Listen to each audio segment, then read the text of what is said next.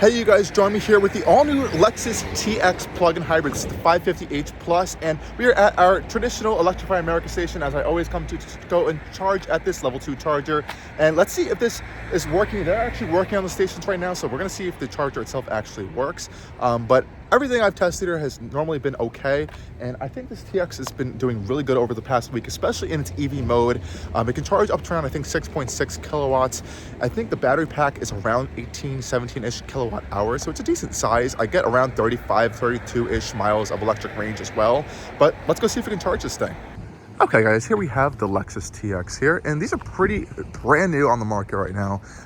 Honestly pretty hard to get, especially in these plug-in hybrid and even hybrid forms of the TX. And it's a pretty big SUV, and it's one of the few plug-in hybrids 7-seaters we have in the US right now, alongside the XC90 Recharge. So let's go see if we can plug it in.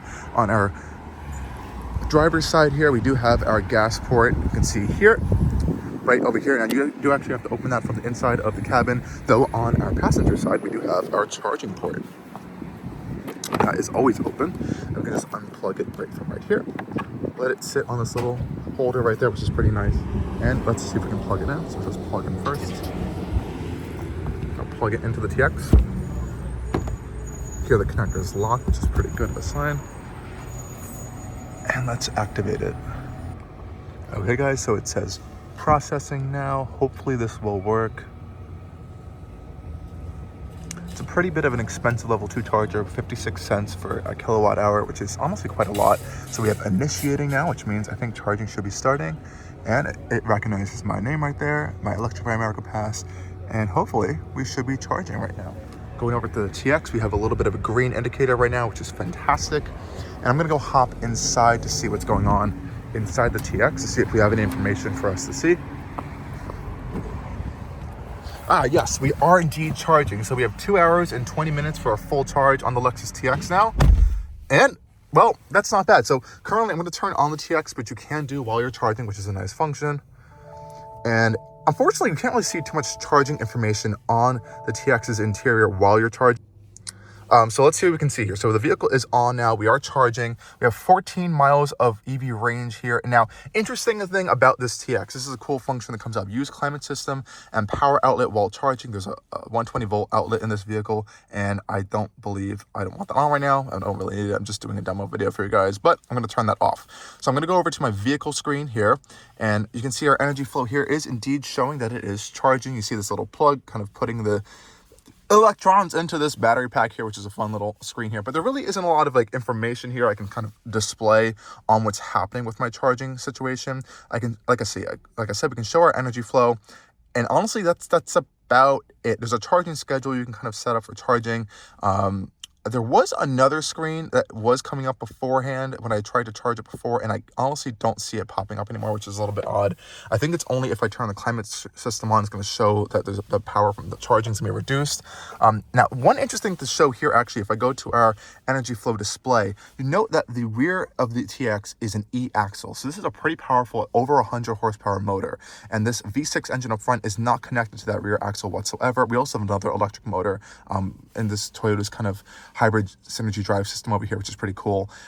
And this is the main one that's really going to be powering the rear axle. So this always has to have battery juice. So if I'm looking at this indicator properly, you can see this little bluish or darker blue bar right here is indicating, oh, the car actually just turned off from sitting too long. Pretty interesting. I'm going to turn it back on for you guys just for a second so I can kind of demonstrate this. It's going to do its little startup sequence again. And here we go. So if you see this dark blue bar, I believe that is as low as the battery can get before it just turns into a hybrid mode, because you always need battery charge to kind of get that rear axle to be powered all the time. So I guess in that lower area, when it turns into a hybrid, you can kind of just run it around like that unless you want to have that battery charged up, which is pretty cool. Down here we have our modes for our hybrid mode, EV mode, or if we hold this button down, we can hold to charge with the engine. And honestly, I've been getting 22.6 miles per gallon while I'm in charge mode, which is honestly not bad. On the highway, I actually got 25.8 miles per gallon, which is honestly pretty impressive. I'm not sure if it's going to show it in my trip information here. Let's see, history. Now, I got 25.8 miles per gallon. This just says that because I reset it at one point, so don't worry about that. You can't really see this information individual data here, which is a little bit frustrating. I wish Lexus kind of improved their visuals for the trip information and even EV charging history. It's a little bit antiquated, and I had the same complaint in the Lexus RZ full EV back in September. But I did get around 25.8 miles per gallon. I think I have a picture. I'll kind of upload that here. And I did run it in EV mode for about 10 miles, and I got almost 2.8 miles per kilowatt hour, which was honestly pretty impressive for this gigantic SUV that weighs over 5,000 pounds. And it's just a plug-in hybrid, which is pretty cool. I think if I turn on the climate system, we may get this screen to pop up. There is a screen that pops up on here that kind of will demonstrate what's happening with the charging information. Let's see. All right, so now it's going to turn the vehicle off again. I'm going to turn it back on for you guys real quick. Let's see. Energy flow, charging schedule, tire pressure. It's just not showing up for me. So there was a screen. I think I have a picture of it. I'm going to pop it up here, and it'll alert you if you have like the power on or energy on. You can see if I have the power on, it shows a little fan there. It's going to reduce our range estimate, which is pretty interesting. But if I have the power on, it'll have a little screen here that'll kind of show that, oh, the power is being reduced, or the charging speed is matching the usage of the battery, and you're not really getting any charge in there. So that's just an interesting screen they have in there. But again, Lexus, I hope you guys can kind of update these systems, kind of include more charging information for your future EVs and even plug-in hybrids, because I think it'd be nice for us people to see. Anyways, I'm gonna go let this charge for a little bit, and I will be back with an update soon. Okay guys, I just got back. Let's hop in the TX, and we have an hour and 20 minutes left till charge. I'm gonna unplug it here. It's a pretty busy station, and I don't know if anyone needs to use this level 2 charger, but they might need to. Let's just see how much power we've gotten. I wish there was an easier way that Lexus allowed you to kind of see. Let's say real quick, 31 miles. Check that out. So let's go unplug. Turn off the TX. We're gonna go stop charging and unplug our TX 550H Plus. Let's stop our charging session here. If you can see the details, we've been here for 68 minutes. We've been pulling 5.8 kilowatts. It's cost us $3.36, and we've got 6 kilowatt hours into the battery. So let's stop charging. I think we can just unplug it, honestly. Yep, pretty simple. Unplug it. Putting our charger back in the port here. Oh, if it wants to stay. There we go. And here we go. We can see our total right there. Not too bad. We're going to close up our charge port cover and head off. Pretty easy. And this is how easy it is to charge in the Lexus TX. If you need to at a public station, you can, for sure. It has a 6.6 kilowatt onboard charger. Again, nothing too crazy. Charger stopped due to pull connector, which I did just do. Thank you, TX. Turning it back on, we're going to hit full power once again. It starts in EV mode, actually. See the startup screen come to life right here. And again, we see we have 31 miles of EV range. And again, that's really only our like range kind of calculator we really see in the TX. Otherwise, if you go into these screens here, there really isn't much information other than your energy flow here. We also have trip information. So it's going to start in EV mode now. So we have 2.1 miles per kilowatt hour. Best, here we go, 2.8. I don't want that. So we can see that best number, that 2.8 miles per kilowatt hour I did get previously. So yeah, it's pretty cool. This will actually change between when you're using the gas or electric system and charging schedule. And that's about it for all the information you can get on the TX in terms of charging. So it's okay in terms of the information, like I said before, but it's honestly pretty good as in full EV mode, especially. It works pretty well. And like I said before, we have those different modes. We can put the TX in, camera on, just to show you what it looks like when you're charge holding. You hold this button down, and see our charge indicator will turn on.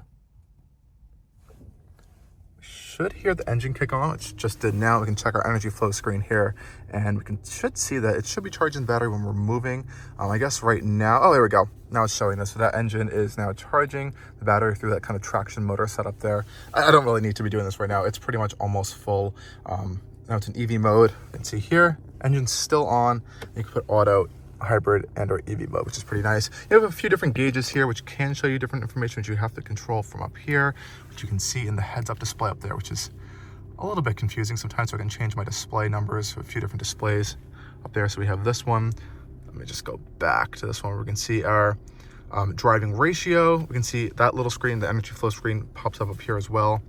And we also have this display here and this one. So again, not too much information. These aren't really customizable. I haven't been able to find. You can put a tachometer up here or change it to be like two regular traditional gauges through the infotainment system. But that's, again, about it. I believe there are some additional charge settings. If you go into vehicle customize charging, you can make sure that you have your charging current on max, or you can somehow, if you want to, limit it to 16 amps or 8 amps.